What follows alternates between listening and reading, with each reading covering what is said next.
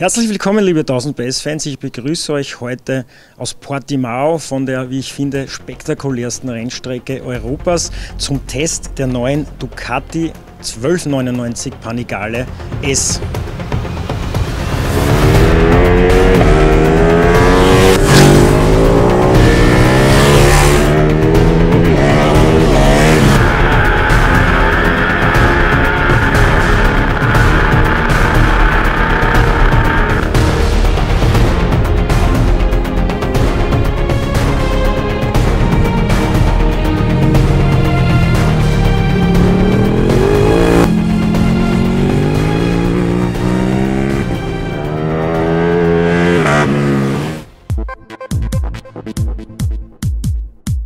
Ich glaube, ich habe mich noch nie so auf einen Test gefreut, aber pünktlich zur ersten Session begann es etwas zu nieseln. Die Strecke ist jetzt leicht nass und ziemlich rutschig. Der Testfahrer hat ein paar Runden gedreht, um zu schauen, wie die Verhältnisse sind, und deshalb die Motorräder neu abgestimmt. Wir fahren jetzt wahrscheinlich im Wet Mode.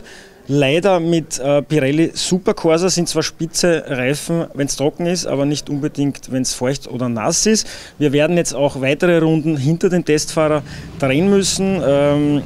Macht mich sehr traurig, und mir bleibt zunächst einmal nur das Motorrad technisch zu beschreiben. Ich hoffe, dass es nachher auftrocknet und ich auch ein paar Onboard-Aufnahmen liefern kann und etwas über das Fahrverhalten sagen kann, wenn man das Motorrad richtig fordert.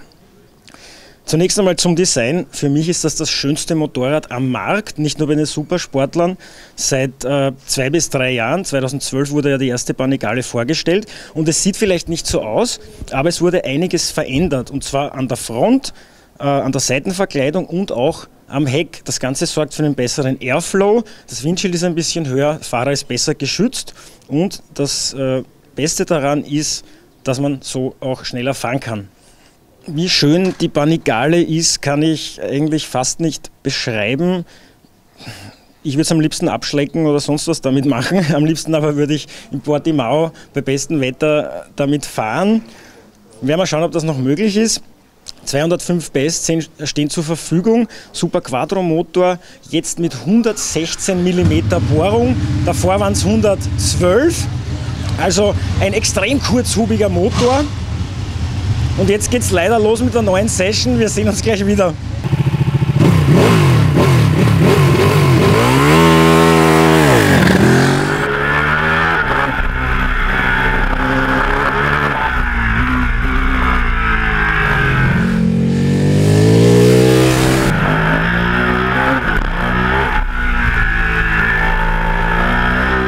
Der Radstand beträgt 1437 mm. An der Front haben wir nur an der S-Version eine elektronische Ölinsgabel, 330 mm Scheiben und Brembo Monoblock-Bremsen, wie wir das von Ducati gewohnt sind. Hinten haben wir ein TTX 36 Federbein, ebenfalls von Öhlins und ebenfalls elektronisch. Wir haben ja hier die Möglichkeit, das Fahrwerk zu verstellen. Die Einstellungen sind übrigens auch optional während der Fahrt zu bedienen über diese 2 Buttons hier. Bereift ist die Panigale normalerweise mit Pirelli Supercorsa SP. Heute wollte man uns SC aufziehen, also die profilierten Rennreifen. Allerdings ist das Wetter zu schlecht, deswegen fahren auch wir mit SP. Sollte es wirklich zu regnen beginnen, sogar mit Regenreifen. Dimensionen vorne 120/70 und hinten 255. Serienmäßig bei der S-Version sind auch dabei diese wunderschönen Marchesini-Felgen, die geschmiedeten, LED-Licht vorne. Dann habe ich eben die Buttons am linken Lenkerende, mit denen ich die verschiedenen elektronischen Helferlein auch während der Fahrt regulieren kann. Und zu guter Letzt habe ich auch einen Carbon-Kotflügel vorne dabei. Der Tank hat ein Fassungsvermögen von 17 Liter, das ist ja quasi Standard bei Supersportmotorrädern. Sitzhöhe beträgt 830 mm. Der Sitz wurde übrigens auch etwas bequemer, aber so unbequem wie der vorher war, ist es jetzt sicher auch kein Vergnügen, wenn man etwas länger fährt. Allerdings habe ich gestern erfahren vom amerikanischen Marketingmann, dass sich jemand mit einer Panigale auf Weltreise begeben hat. Der hat eine Diagnose bekommen, dass er eben schwer krank ist und vielleicht nicht mehr lange lebt. Hat das aber Gott sei Dank überlebt und fährt jetzt mit diesem Ding freiwillig um die Welt. Ja, mein Wunsch ist wahr geworden. Es ist doch noch etwas trocken geworden, zumindest für ein paar Runden. Ich bin jetzt statt im Wet-Modus im Sportmodus gestartet. Es gibt noch einen Race-Modus, da ist dann die volle Leistung da. Das heißt, die volle Leistung ist im Sportmodus auch da. Aber das Ansprechverhalten, die Leistungskurve ist ganz eine andere. Aber eben kolportierte 205 PS, besonders auf einer Rennstrecke wie Portimao, eine unglaubliche Herausforderung, muss ich sagen. Es ist auch nicht sehr leicht zu fahren, das Motorrad. Also ohne Wheelie Control würde ich hier gar nicht antreten. Traktionskontrolle ist auch nicht schlecht, wenn man sie hat. Das Problem ist, in Portimao hebt man einige Male richtig ab, besonders wenn es dieses Steilstück hinunter, also bevor es das Steilstück hinuntergeht. Man sieht das im Fernsehen, es sieht aus bei den Superbike-Fahrern, als würden sie eine Wand hinunterfahren. Das traue ich mir nicht zu, dass ich da am Hinterrad, wie zum Beispiel Roland Resch, in die Tiefe stürze, sondern ich versuche leider oft selbst das Vorderrad zu regulieren, runterzuholen, und dadurch, dass es dann immer wieder leicht aufkommt, bringe ich noch mehr Unruhe in die Front. Das sollte man eigentlich lassen. Mit der Leistung umzugehen ist natürlich ein echter Kampf. Ich bin noch etwas zu steif, seit einigen Monaten nicht mehr am Motorrad gesessen und schon gar nicht auf einer Rennstrecke gefahren. Deswegen arbeite ich noch zu sehr gegen das Motorrad. Man muss es einfach auch ein bisschen laufen lassen und die Pferde von der Leine lassen. Es ist halt so, sobald man das tut, treten sie einen natürlich in den Arsch, 205 PS. Ich kann das vergleichen oder könnte es vergleichen mit einem Auto mit 1000 PS, aber ein sehr leichtes Auto, also irgendwas ganz Orges, amerikanisches V8. Ein bisschen der Traktor, also entgegen der eleganten Form der Panigale fährt sie natürlich ein bisschen ruppig, der V2. Sie mag es natürlich auch nicht, wenn man die Drehzahl zu weit herunterfallen lässt. Also immer schön oben bleiben, und nach oben scheint fast keine Grenze zu sein. Also wenn der Motor Drehzahl bekommt, dann kommt einmal die erste Welle an Kraft, die beeindruckend ist, dann gibt es aber noch was und dahinter noch einmal eine Stufe. Das ist übrigens die Performance-Version der Panigale, die man uns heute auch zur Verfügung gestellt hat.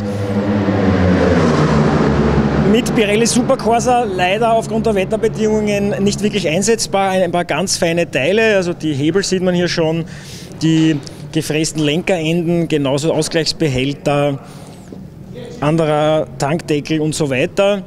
Wir haben ja auch eine Racing-Scheibe drauf, und ich muss sagen, die bräuchte ich unbedingt, weil obwohl das Windschild der Standardversion auch etwas erhöht wurde und man uns besseren Windschutz versprochen hat, muss ich sagen, hatte ich echt heftige Turbulenzen am Helm auf der Stadtzielgerade. Das machte leider das Fahren noch ein bisschen unruhiger und anstrengender. Fast hätte ich es vergessen, beim Performance-Modell ist auch die Akrapovic-Komplettanlage montiert. Hier ganz schön die fetten Krümmer, auch noch mit Carbon verkleidet. Klingt natürlich unglaublich geil, vor allem die Explosionen. Ich muss aber sagen, ich kann mich auch über den Standard-Sound nicht beklagen.